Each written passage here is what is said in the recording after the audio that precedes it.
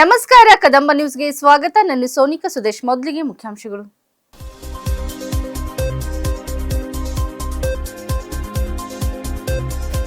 $75 ಲಕ್ಷ ವೆಚ್ಚದ ರಸ್ತೆ ಕಾಮಗಾರಿಗೆ ಸಂಸದ ಸಾಗರ್ ಖಂಡ್ರೆ ಭೂಮಿ ಪೂಜೆ.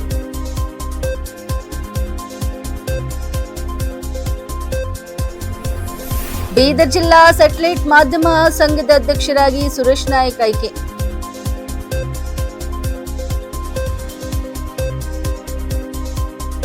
ಸಿದ್ದರಾಮಯ್ಯ ಲೇಔಟ್ ಗಾರ್ಡನ್ ಅವ್ಯವಸ್ಥೆ, ನಾಗರಿಕರ ಆಕ್ರೋಶ.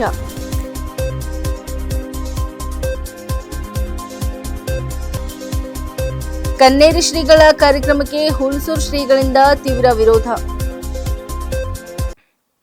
ಸುದ್ದಿಯ ವಿವರಗಳು. ಮಾನ್ಯ ಗ್ರಾಮೀಣ ಅಭಿವೃದ್ಧಿ ಮತ್ತು ಪಂಚಾಯತ್ ರಾಜ್ ಸಚಿವ ಈಶ್ವರ್ ಖಂಡ್ರೆಯವರ ಸುಮಾರು 75 ಲಕ್ಷ ಅನುದಾನದಡಿ ಭಾಲ್ಕಿ ತಾಲೂಕಿನ ದಾಡ್ಗಿ ಗ್ರಾಮದ ಗುಬ್ಬೇಳ-ದಾಡ್ಗಿ ರಸ್ತೆಯಿಂದ ಏಕಲಾಶ್ಪುರ್ ವಾಡಿವರೆಗೆ ನಿರ್ಮಾಣಗೊಳ್ಳಲಿರುವ ರಸ್ತೆ ಕಾಮಗಾರಿಗೆ ಲೋಕಸಭೆ ಸಂಸದ ಸಾಗರ್ ಖಂಡ್ರೆ ಅವರು ಭೂಮಿ ಪೂಜೆ ನೆರವೇರಿಸಿದರು. ಈ ಸಂದರ್ಭದಲ್ಲಿ ಮಾತನಾಡಿದ ಅವರು, ಗ್ರಾಮೀಣ ಭಾಗಗಳ ಮೂಲ ಸೌಕರ್ಯ ಅಭಿವೃದ್ಧಿಗೆ ಸರ್ಕಾರ ಹೆಚ್ಚಿನ ಆದ್ಯತೆ ನೀಡುತ್ತಿದ್ದು, ರಸ್ತೆ ನಿರ್ಮಾಣದಿಂದ ಸ್ಥಳೀಯ ರೈತರು, ವಿದ್ಯಾರ್ಥಿಗಳು ಹಾಗೂ ಸಾರ್ವಜನಿಕರಿಗೆ ಸುಗಮ ಸಂಚಾರದ ವ್ಯವಸ್ಥೆ ದೊರೆಯಲಿದೆ ಎಂದು ಹೇಳಿದರು. ರಸ್ತೆ ಕಾಮಗಾರಿ ಪೂರ್ಣಗೊಂಡ ಬಳಿಕ ಗ್ರಾಮಗಳ ನಡುವಿನ ಸಂಪರ್ಕ ಮತ್ತಷ್ಟು ಬಲವಾಗಲಿದ್ದು, ಕೃಷಿ ಉತ್ಪನ್ನಗಳ ಸಾಗಾಟ ಹಾಗೂ ದೈನಂದಿನ ಸಂಚಾರಕ್ಕೆ ಅನುಕೂಲವಾಗಲಿದೆ. ಇದರಿಂದ ಗ್ರಾಮೀಣ ಅಭಿವೃದ್ಧಿಗೆ ಹೊಸ ಚೈತನ್ಯ ಸಿಗಲಿದ್ದು, ಜನಜೀವನ ಸುಧಾರಣೆಗೆ ಸಹಕಾರಿಯಾಗಲಿದೆ ಎಂದು ತಿಳಿಸಿದರು. ಜನರ ಅಭಿವೃದ್ಧಿಯೇ ನಮ್ಮ ಆದ್ಯತೆ. ಅಭಿವೃದ್ಧಿಯ ಪಯಣ ನಿರಂತರವಾಗಿದ್ದು, ಗ್ರಾಮೀಣ ಪ್ರದೇಶಗಳ ಸಮಗ್ರ ಅಭಿವೃದ್ಧಿಗೆ ಸರ್ಕಾರ ಬದ್ಧವಾಗಿದೆ ಎಂದು ಹೇಳಿದರು. ಬೀದರ್ ಜಿಲ್ಲಾ ಸ್ಯಾಟಲೈಟ್ ಮಾಧ್ಯಮ ಸಂಘ BDSMAದ ನೂತನ ಅಧ್ಯಕ್ಷರಾಗಿ ಹಿರಿಯ ವರದಿಗಾರ ಸುರೇಶ್ ನಾಯಕ್ ಅವರನ್ನು ಸರ್ವಾನುಮತದಿಂದ ಆಯ್ಕೆ ಮಾಡಲಾಗಿದೆ. ಅಲ್ಲದೆ ಪ್ರಧಾನ ಕಾರ್ಯದರ್ಶಿಯಾಗಿ ಹಿರಿಯ ಕ್ಯಾಮರಾಮನ್ ಆಸಿಫ್ ಅವರನ್ನು ನೇಮಕ ಮಾಡಲಾಗಿದೆ. ಸಂಘದ ಅಧ್ಯಕ್ಷ ಮಲ್ಲಿಕಾರ್ಜುನ್ ಮರ್ಖಲೆ ಅವರ ಅಧ್ಯಕ್ಷತೆಯಲ್ಲಿ ನಡೆದ ಸಭೆಯಲ್ಲಿ ಈ ಆಯ್ಕೆ ಪ್ರಕ್ರಿಯೆ ನಡೆಯಿತು. ಎಲೆಕ್ಟ್ರಾನಿಕ್ ಮಾಧ್ಯಮ ಕ್ಷೇತ್ರದಲ್ಲಿ ಕಾರ್ಯನಿರ್ವಹಿಸುತ್ತಿರುವ ಉದ್ಯೋಗಿಗಳ ಹಿತಾಸಕ್ತಿಗಾಗಿ ಸ್ಥಾಪಿತವಾಗಿರುವ ಸಂಘದ ಉದ್ದೇಶಗಳನ್ನು ಮತ್ತಷ್ಟು ಬಲಪಡಿಸುವ ನಿಟ್ಟಿನಲ್ಲಿ ಸುರೇಶ್ ನಾಯಕ್ ಅವರಿಗೆ ಅಧ್ಯಕ್ಷ ಸ್ಥಾನ ವಹಿಸಲಾಗಿದೆ ಎಂದು ತಿಳಿಸಲಾಯಿತು. ಮಾಧ್ಯಮ ಕ್ಷೇತ್ರದಲ್ಲಿ ಕ್ಯಾಮರಾಮನ್ಗಳ ಸಂಖ್ಯೆ ದಿನದಿಂದ ದಿನಕ್ಕೆ ಕಡಿಮೆ ಆಗುತ್ತಿರುವ ಹಿನ್ನೆಲೆಯಲ್ಲಿ ವೃತ್ತಿಪರ ವಿಡಿಯೋಗ್ರಾಫರ್ಗಳ ಹಕ್ಕುಗಳು ಮತ್ತು ಕಲ್ಯಾಣಕ್ಕಾಗಿ ನ್ಯಾಯ ಒದಗಿಸುವ ಉದ್ದೇಶದಿಂದ ಹಿರಿಯ ಕ್ಯಾಮರಾಮನ್ ಆಸಿಫ್ ಅವರನ್ನು ಪ್ರಧಾನ ಕಾರ್ಯದರ್ಶಿಯಾಗಿ ನೇಮಕ ಮಾಡಲಾಗಿದೆ. ಈ ಸಂದರ್ಭದಲ್ಲಿ ನೂತನ ಅಧ್ಯಕ್ಷ ಸುರೇಶ್ ನಾಯಕ್ ಹಾಗೂ ಪ್ರಧಾನ ಕಾರ್ಯದರ್ಶಿ ಆಸಿಫ್ ಅವರನ್ನು ಸನ್ಮಾನಿಸಿ ಗೌರವಿಸಲಾಯಿತು. ಸಭೆಯಲ್ಲಿ ಮಲ್ಲಿಕಾರ್ಜುನ್ ಮರ್ಖಲೆ, ಮಲ್ಲಿಕಾರ್ಜುನ್ ನಾಗರಾಳ್, ಅನಿಲ್ ಕುಮಾರ್, ವಿಶ್ವ ವಡೆಗಾಂವ್, ರಾಜ್ಕುಮಾರ್ ಸ್ವಾಮಿ, ದರ್ದಪ್ಪ, ಶಿವಾನಂದ್ ಅಮರ್ಗೋಳ್, ಅಮರೇಶ್, ಕೃಷ್ಣ, LSR ಸ್ವಾಮಿ ಸೇರಿದಂತೆ ಸಂಘದ ಹಲವು ಸದಸ್ಯರು ಉಪಸ್ಥಿತರಿದ್ದರು.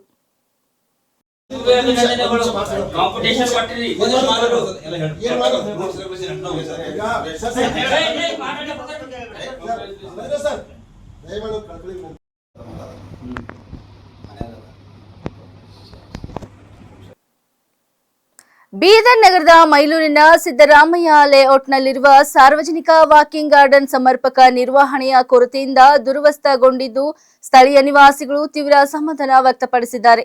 ಪ್ರತಿನಿತ್ಯ ಬೆಳಗ್ಗೆ ಹಾಗೂ ಸಂಜೆ ವಾಯುವಿಹಾರ, ವ್ಯಾಯಾಮ ಮತ್ತು ಆರೋಗ್ಯ ಕಾಪಾಡಿಕೊಳ್ಳಲು ಬಳಸುತ್ತಿದ್ದ ಗಾರ್ಡನ್ ಇದೀಗ ನಿರ್ಲಕ್ಷ್ಯದ ಕಾರಣದಿಂದ ತನ್ನ ಮೂಲ ಸೌಂದರ್ಯ ಕಳೆದುಕೊಂಡಿದೆ. ಗಾರ್ಡನ್ನಲ್ಲಿರುವ ವಾಕಿಂಗ್ ಟ್ರ್ಯಾಕ್ ಹಲವೆಡೆ ಹಾಳಾಗಿದ್ದು, ಹುಲ್ಲು ಮತ್ತು ಕೆಳಗಿಡಗಳು ಬೆಳೆದು ಸಂಚಾರಕ್ಕೆ ತೊಂದರೆ ಉಂಟು ಮಾಡುತ್ತಿವೆ. ಅಲ್ಲದೆ ಕುಳಿತುಕೊಳ್ಳಲು ನಿರ್ಮಿಸಲಾದ ಬೆಂಚ್ಗಳು ಹಾಳಾಗಿದ್ದು, ಕೆಲವೆಡೆ ಮುರಿದು ಬಿದ್ದಿರುವುದರಿಂದ ಸಾರ್ವಜನಿಕರಿಗೆ ತೊಂದರೆ ಆಗುತ್ತಿದೆ. ಉದ್ಯಾನವನದಲ್ಲಿ ಸಮರ್ಪಕ ಸ್ವಚ್ಛತೆ ಇಲ್ಲದ ಕಾರಣ ಕಸ ಹಾಗೂ ಪ್ಲಾಸ್ಟಿಕ್ ತ್ಯಾಜ್ಯಗಳು ಸಂಗ್ರಹವಾಗುತ್ತಿದ್ದು, ಪರಿಸರ ಹಾಳಾಗುತ್ತಿದೆ ಎಂದು ಸ್ಥಳೀಯರು ದೂರಿದ್ದಾರೆ. ರಾತ್ರಿ ವೇಳೆ ವಿದ್ಯುತ್ ದೀಪಗಳ ಕೊರತೆಯಿಂದ ಭದ್ರತಾ ಸಮಸ್ಯೆಯೂ ಎದುರಾಗುತ್ತಿದೆ. ಸಂಬಂಧಪಟ್ಟ ಅಧಿಕಾರಿಗಳು ಹಾಗೂ ಬೀದರ್ ಮಹಾನಗರ ಪಾಲಿಕೆ ಗಾರ್ಡನ್ನ ಅಭಿವೃದ್ಧಿ ಮತ್ತು ನಿರ್ವಹಣೆಗೆ ತಕ್ಷಣ ಕ್ರಮ ಕೈಗೊಂಡು ವಾಕಿಂಗ್ ಟ್ರ್ಯಾಕ್ ದುರಸ್ತಿ, ಸ್ವಚ್ಛತೆ, ಹಸಿರೀಕರಣ ಹಾಗೂ ಬೆಳಕಿನ ವ್ಯವಸ್ಥೆ ಕಲ್ಪಿಸಬೇಕು ಎಂದು ನಿವಾಸಿಗಳು ಒತ್ತಾಯಿಸಿದ್ದಾರೆ. ಬೀದರ್ ನಗರ ವ್ಯಾಪ್ತಿಯಲ್ಲಿ ಬರುವಂತಹ ಸಿದ್ದರಾಮಯ್ಯ ಲೇಔಟ್ ಏನು ವಾರ್ಡ್ ನಂಬರ್ 25 ಸೇರುವಂತ ಒಂದು ಲೇಔಟ್ ಆಗಿದೆ. ಸಾರ್ವಜನಿಕರಾಗಿ ಪಬ್ಲಿಕ್ ಗಾರ್ಡನ್ ಅಂತಂದು ಏನು ನಿರ್ಮಾಣ ಮಾಡಿದ್ದಾರೆ. ಈ ಪಬ್ಲಿಕ್ ನಿರ್ಮಾಣ ಮಾಡಿದಾರೆ, ಆದ್ರೆ ಇಲ್ಲಿ ಯಾವುದೇ ರೀತಿಯಂತ ಡೆವಲಪ್ಮೆಂಟ್ ಇಲ್ಲ. ಸಾರ್ವಜನಿಕರು ನೂರಾರು ಜನ ಇಲ್ಲಿ ದಿನಾಲು ಮಾರ್ನಿಂಗು ಮತ್ತೆ ಈವ್ನಿಂಗು ನೂರಾರು ಜನ ಸೇರಿ ಇಲ್ಲಿ ವಾಕಿಂಗ್ ಮಾಡ್ತಾರೆ. ಮತ್ತೆ ಸಣ್ಣ ಪುಟ್ಟ ಮಕ್ಕಳು ಆಟ ಆಡ್ತಾರೆ, ಹಿರಿಯರು ಕೂಡ ಇಲ್ಲಿ ವಾಕಿಂಗ್ ಮಾಡ್ತಾರೆ. ಇಲ್ಲಿ ಸಾಕಷ್ಟು ಹಾವುಗಳು ಕೂಡ ನಾವು ಕಣ್ಣಾರೆ ಕಂಡಿದ್ದೀವಿ. ಇಲ್ಲಿ ಸಾಕಷ್ಟು ಸಮಸ್ಯೆಯನ್ನು ಒಳಗೊಂಡಿದೆ. ಆದ್ರೆ ಇಲ್ಲಿಯವರೆಗೆ ಅವ್ರ ಸುರು ಸರ್ ಏನು ನಗರಾಭಿವೃದ್ಧಿಯ ಆಯುಕ್ತರಾಗಿದ್ದಾರೆ ಹಾಗೂ ನಗರಾಭಿವೃದ್ಧಿಯ ಏನು ಅಧಿಕಾರಿಗಳಿದ್ದಾರೆ, ಎಲ್ಲರೂ ಕಣ್ಣು ಮುಚ್ಚಿ ಕುಂತಿದ್ದಾರೆ. ಮತ್ತೆ ಇಲ್ಲಿ ಸಂಬಂಧಪಟ್ಟ ಏನು ರಾಜಕಾರಣಿಗಳಿದ್ದಾರೆ, ಅವರು ಕೂಡ ಎಲ್ಲರೂ ಕಣ್ಣು ಮುಚ್ಚಿ ಕುಂತಿದ್ದಾರೆ. ಸಾರ್ವಜನಿಕರ ಸಮಸ್ಯೆ ಯಾರು ಆಲಿಸ್ತಾ ಇಲ್ಲ. ಹೀಗಾಗಿ ಇಂದು ನಾವು ಕರ್ನಾಟಕ ರಕ್ಷಣಾ ವೇದಿಕೆ ಶಿವರಾಮೇಗೌಡ ವನದಿಂದ ಇಲ್ಲಿ ನಾವು ಸಮಸ್ಯೆನ ಆಲಿಸಿದೀವಿ. ಏನೇನ್ ಸಮಸ್ಯೆ ಇದೆ ಅಂತ ನಾವು ನೋಡಿದೀವಿ ಕಣ್ಣಾರೆ ಖುದ್ದಾಗಿ. ಇಲ್ಲಿ ಸಾಕಷ್ಟು ಹುಲ್ಲುಗಳು ಬೆಳೆದಿದೆ, ಹಾಗೂ ಇಲ್ಲಿ ಒಳಚಂಡಿಯ ನಾಲಿಗೆ ನೀರು ಕೂಡ ಗೊಬ್ಬ ವಾಸನೆ ಬರ್ತಾ ಇದೆ. ಹಾಗೆ ಇಲ್ಲಿ ರಾತ್ರಿ ಹೊತ್ತಿನಲ್ಲಿ ಒಂದು ಲೈಟಿನ ವ್ಯವಸ್ಥೆನೂ ಕೂಡ ಇಲ್ಲ. ಯಾವುದೇ ರೀತಿಯಂತ ಒಂದು ಪಬ್ಲಿಕ್ ಗಾರ್ಡನ್ಗೆ ಇರಬೇಕಂತ ಸವಲತ್ತು ಕೂಡ ಯಾವುದೇ ರೀತಿಯಲ್ಲಿ ಕಾಣಿಸ್ತಾ ಇಲ್ಲ. ಅದಕ್ಕೆ ನಾವು ಹೇಳ್ಕೊಳ್ಳೋದು ಇಷ್ಟೇನೆ, ಏನು ಸಾರ್ವಜನಿಕರಿಗಾಗಿ ಏನು ಇಲ್ಲಿ ಕುಡಿಯೋ ನೀರಿನ ವ್ಯವಸ್ಥೆ ಕೂಡ ಇಲ್ಲಿ ಟಾಕಿಯನ್ನು ಹೊಡಿದ್ದಾರೆ, ಮತ್ತೆ ಬೋರ್ವೆಲ್ ಕೂಡ ಮಾಡಿದ್ದಾರೆ. ಬಟ್ ಅದರಿಂದ ಯಾವುದೇ ಪ್ರಯೋಜನ ಕೂಡ ಆಗ್ತಾ ಇಲ್ಲ.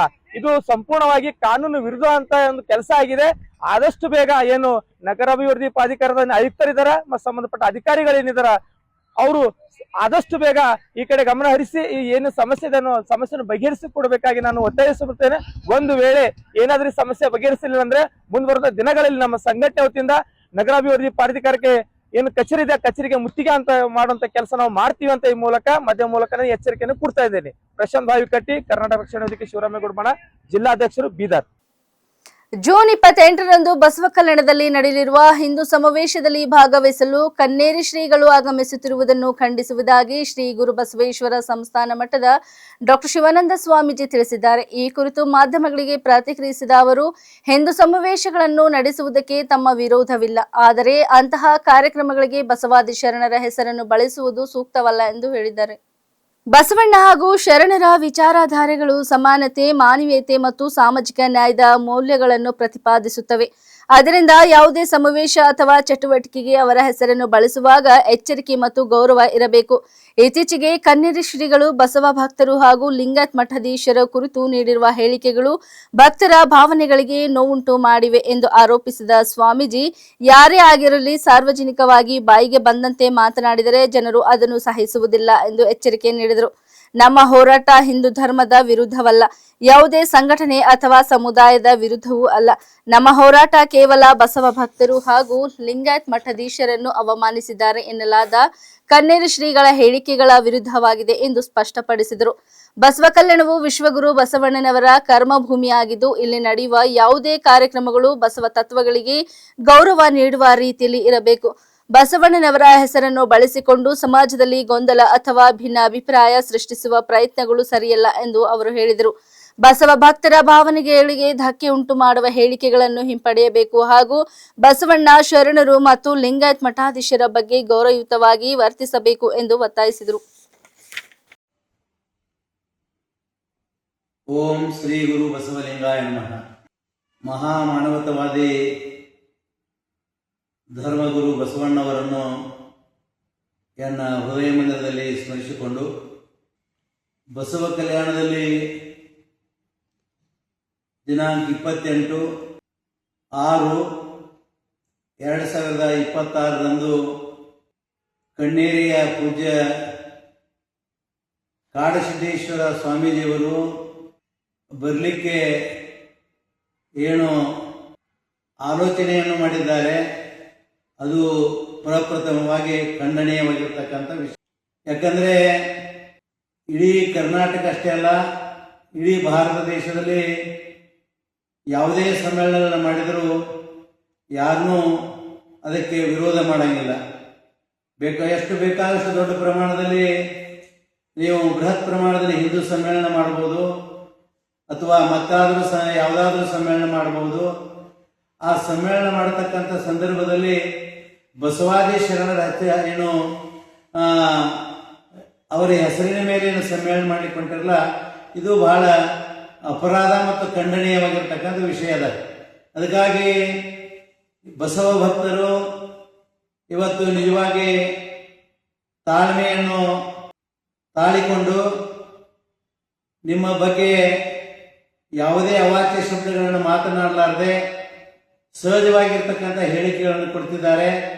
ಆದರೆ ತಮ್ಮಲ್ಲಿ ನಾನು ವಿನಂತಿಸಿಕೊಳ್ಳುವುದೇನೆಂದರೆ, ದಯಮಾಡಿ ತಾವು ಈ ಬಸವ ಕಲ್ಯಾಣದಲ್ಲಿ ಬಂದು ಬಾಯಿಗೆ ಬಂದಂತೆ ಬೊಗಳಿದರೆ ಜನ ನಿಮಗೆ ಸುಮ್ಮನೆ ಬಿಡಲಾರದು. ಅದಕ್ಕಾಗಿ ತಾವು ಆದಷ್ಟು ಪ್ರಯತ್ನ ಮಾಡಿ ಈ ಬಸವ ಕಲ್ಯಾಣಕ್ಕೆ ಬರಬಾರ್ದಂತ ಹೇಳಿ ತಮ್ಮಲ್ಲಿ ವಿನಂತಿಸಿ ಮತ್ತು ಖಂಡಿಸ್ತಿದ್ದೇನೆ. ಮತ್ತು ನಿಮ್ಮ ನಿಜವಾದಂಥ ಬಣ್ಣ ಈಗಾಗಲೇ ಇಡೀ ಕರ್ನಾಟಕದ ಜನತೆಗೆ ಗೊತ್ತದ. ತಾವು ಕಾಡಸಿದ್ದೇಶ್ವರ ಮಠಕ್ಕೆ ಪೀಠಾಧಿಪತಿಗಳಾಗಿ, ಕಾಡಸಿದ್ದೇಶ್ವರರು 15-16ನೇ ಶತಮಾನದಲ್ಲಿ ಬಸವ ಭಕ್ತರಾಗಿ ಸಾವಿರಾರು ವಚನಗಳನ್ನು ಬಸವಣ್ಣನೇ ನನ್ನ ಧರ್ಮಗುರು ಅಂತ ಹೇಳಿ ಬರೆದಿರ್ತಕ್ಕಂಥ ಮಹಾನ್ ಶ್ರೇಷ್ಠ ಮಠಕ್ಕೆ ನೀವು ಉತ್ತರಾಧಿಕಾರಾಗಿ ಮಠಾಧಿಪತಿಗಳಾಗಿ ಹೀಗೆ ಏನು ವಿವೇಕ ಇಲ್ಲದೆ ಅವಿವೇಕಿಯಿಂದ ಮಾತಾಡೋದು ಬಹಳ ತಪ್ಪಾದ. ಅದಕ್ಕಾಗಿ ನಿಮ್ಮನ್ನು ನಾವು ಏನು ಮಾಡ್ತೀವಿ ಸಂಪೂರ್ಣವಾಗಿ ಖಂಡಿಸ್ತಿದ್ದೇವೆ. ನೀವು ಬೇಕಾದಷ್ಟು ಸಮ್ಮೇಳನವನ್ನು ಬೃಹತ್ ಪ್ರಮಾಣದಲ್ಲಿ ಮಾಡಿಕೊಳ್ಳಬೇಕಾಗಿ ವಿನಂತಿ. ಹುಲ್ಸೂರು ಪಟ್ಟಣದ ಹೊರವಲಯದಲ್ಲಿ ನಿರ್ಮಾಣಗೊಳ್ಳಲಿರುವ ನೂತನ ಪ್ರಜಾಸೌಧ ಕಟ್ಟಡ ಕಾಮಗಾರಿಗೆ ಶಾಸಕ ಶರಣು ಸಲಗರ್ ಅವರು ಭೂಮಿ ಪೂಜೆ ನೆರವೇರಿಸಿದರು. ಕಂದಾಯ ಇಲಾಖೆ ಹಾಗೂ ಕಲ್ಯಾಣ ಕರ್ನಾಟಕ ಪ್ರದೇಶ ಅಭಿವೃದ್ಧಿ ಮಂಡಳಿಯ ಯೋಜನೆಯಡಿ ಸುಮಾರು 8,50,00,000 ಅಂದಾಜು ವೆಚ್ಚದಲ್ಲಿ ಈ ಕಟ್ಟಡ ನಿರ್ಮಾಣವಾಗಲಿದೆ. ಪ್ರಜಾಸೌಧ ಕಟ್ಟಡದ ಸ್ಥಳ ಬದಲಾಗಿರುವ ಹಿನ್ನೆಲೆಯಲ್ಲಿ ನೂತನ ಸ್ಥಳದಲ್ಲಿ ಕಾಮಗಾರಿಗೆ ಚಾಲನೆ ನೀಡಲಾಯಿತು. ಈ ಕಟ್ಟಡ ನಿರ್ಮಾಣದಿಂದ ವಿವಿಧ ಸರ್ಕಾರಿ ಕಚೇರಿಗಳು ಒಂದೇ ಸೂರಿನಡಿ ಕಾರ್ಯನಿರ್ವಹಿಸಲು ಅನುಕೂಲವಾಗಲಿದ್ದು, ಸಾರ್ವಜನಿಕರಿಗೆ ಆಡಳಿತಾತ್ಮಕ ಸೇವೆಗಳು ಸುಲಭವಾಗಿ ದೊರೆಯಲಿವೆ. ಕಾರ್ಯಕ್ರಮದಲ್ಲಿ ಮಾತನಾಡಿದ ಶಾಸಕ ಶರಣು ಸಲಗರ್, ಸರ್ಕಾರದ ವಿವಿಧ ಯೋಜನೆಗಳನ್ನು ಜನರಿಗೆ ಸಮರ್ಪಕವಾಗಿ ತಲುಪಿಸಲು ಅಗತ್ಯ ಮೂಲ ಸೌಕರ್ಯಗಳನ್ನು ಅಭಿವೃದ್ಧಿಪಡಿಸಲಾಗುತ್ತಿದೆ ಎಂದು ತಿಳಿಸಿದರು. ಪ್ರಜಾಸೌಧ ನಿರ್ಮಾಣದಿಂದ ಆಡಳಿತ ವ್ಯವಸ್ಥೆ ಮತ್ತಷ್ಟು ಬಲಗೊಳ್ಳಲಿದ್ದು, ಸಾರ್ವಜನಿಕರ ಸಮಸ್ಯೆಗಳ ತ್ವರಿತ ಪರಿಹಾರಕ್ಕೂ ಸಹಕಾರಿಯಾಗಲಿದೆ ಎಂದರು. ಸದ್ಯೋಜಾತಂ ಪ್ರವದ್ಯಾಮಿ ಸದ್ಯೋಜಾತಾಯ ವೈ ನಮೋ ನಮಃ ಭವೆ ಭವಿನಾತೆ ಭವ್ಯಂ ಭವಸ್ವಂ ಭವದ್ವಾಯ ನಮೋ ವಾಮದೇವಾಯ ನಮೋ ಜ್ಯೇಷ್ಠಾಯ ನಮಃ ಶ್ರೇಷ್ಠಾಯ.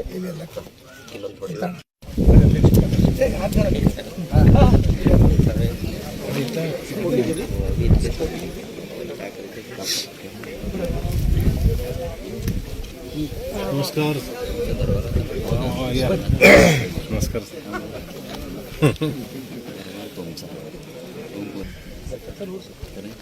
ನೀವು ಕೂಡ್ರಿ ಕಡಗಲ್ ಪಂಚೆ ಹೊಡು ನಿಮ್ಲಿಂದ ಯಾರು ಪೂಜೆ ಇದು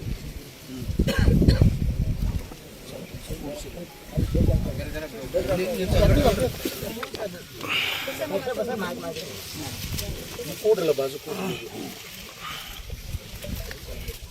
ಬರೀತಾ ಮುಳೆಸಬೇಕಂತ ರಂಜಿತ್ ಗಾಯಕ್ವಾಡ್ ಮಹಾರಾಜ್ ಸಿದ್ದಾಜಿ ಮಾಧವರಾವ್ ಯಸ್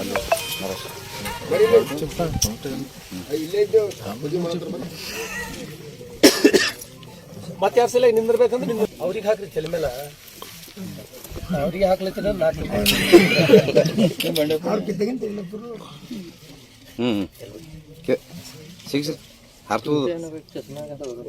ಚಸ್ಮಾದಾಗ ಹಾಕಿ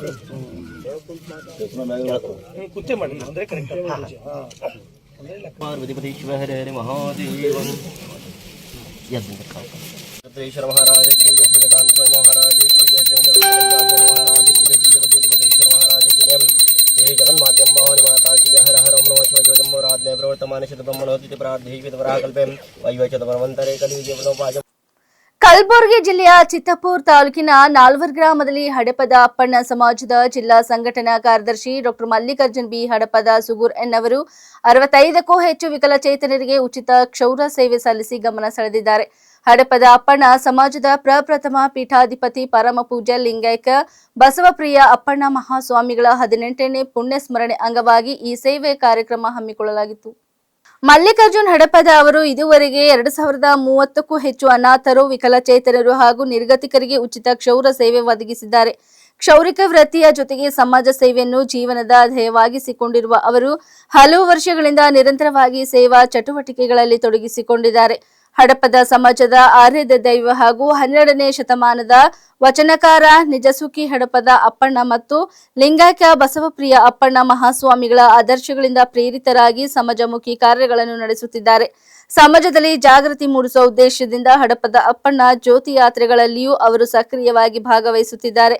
ಸಂಕಷ್ಟಗಳ ನಡುವೆಯೂ ಆತ್ಮವಿಶ್ವಾಸ ಮತ್ತು ದುಡಿಮೆಯ ಮೂಲಕ ಜೀವನ ಕಟ್ಟಿಕೊಳ್ಳಬಹುದು ಎಂಬುದಕ್ಕೆ ಮಲ್ಲಿಕಾರ್ಜುನ್ ಹಡಪದ ಅವರ ಬದುಕು ಮಾದರಿಯಾಗಿದೆ.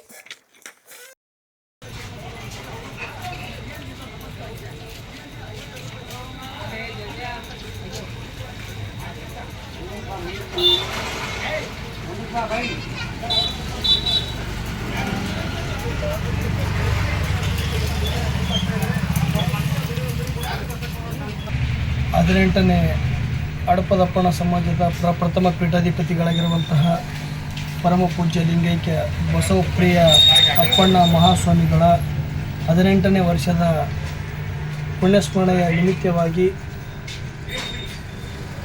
ಬುದ್ಧಿಮಾಂದ್ಯರಿಗೆ ಉಚಿತವಾಗಿ ಕ್ಷೌರ ಸೇವೆ ಕಲಬುರಗಿ ಜಿಲ್ಲೆಯ ಚಿತ್ತಾಪುರ ತಾಲೂಕಿನ ನಾಲವಾರಿನ ಗ್ರಾಮದಲ್ಲಿರುವಂತಹ ಜನಪ್ರಿಯ ಏರ್ ಡ್ರೆಸ್ಸಸ್ನಲ್ಲಿ ಉಚಿತವಾಗಿ ಬುದ್ಧಿಮಾಂದ್ಯರಿಗೆ ಮತ್ತು ವಿಕಲಚೇತನರಿಗೆ ಉಚಿತವಾಗಿ ಕ್ಷೌರ ಸೇವೆಯನ್ನು ಹಮ್ಮಿಕೊಂಡಿದ್ದೇವೆ.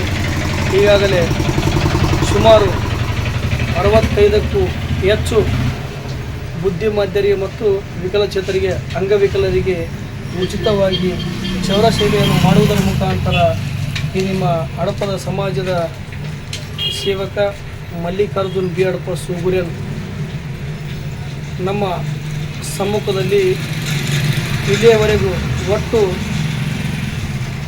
2030ಕ್ಕೂ ಹೆಚ್ಚು ಅನಾಥರಿಗೆ, ನಿರ್ಗತಿಕರಿಗೆ, ಅಂಧರಿಗೆ, ಅಂಗವಿಕಲರಿಗೆ, ಕುರುಡರಿಗೆ, ಸಾಧು ಸಂತರಿಗೆ, ಪೌರ ಕಾರ್ಮಿಕರಿಗೆ, ಕಟ್ಟಡ ಕಾರ್ಮಿಕರಿಗೆ ಹೀಗೆ ಅನಾಥಾಶ್ರಮಗಳಾಗಲಿ, ಅನಾಥ ಮಕ್ಕಳಿಗಾಗಲಿ, ಶಾಲೆಗಳಲ್ಲಾಗಲಿ ಹೀಗೆ ವಿಭಿನ್ನ ರೀತಿಯಾಗಿ ಉಚಿತವಾಗಿ ಕ್ಷೌರ ಸೇವೆಯನ್ನು ಹಮ್ಮಿಕೊಂಡಿದ್ದೇವೆ. ಇಲ್ಲಿವರೆಗೆ ಸುದ್ದಿ ಕೊಟ್ಟಿದ್ದು ನಾನು ಸೋನಿಕಾ ಸುದೇಶ್. ಮುಂದಿನ ಸುದ್ದಿಯೊಂದಿಗೆ ಮತ್ತೆ ಭೇಟಿಯಾಗೋಣ. ವಂದನೆಗಳು.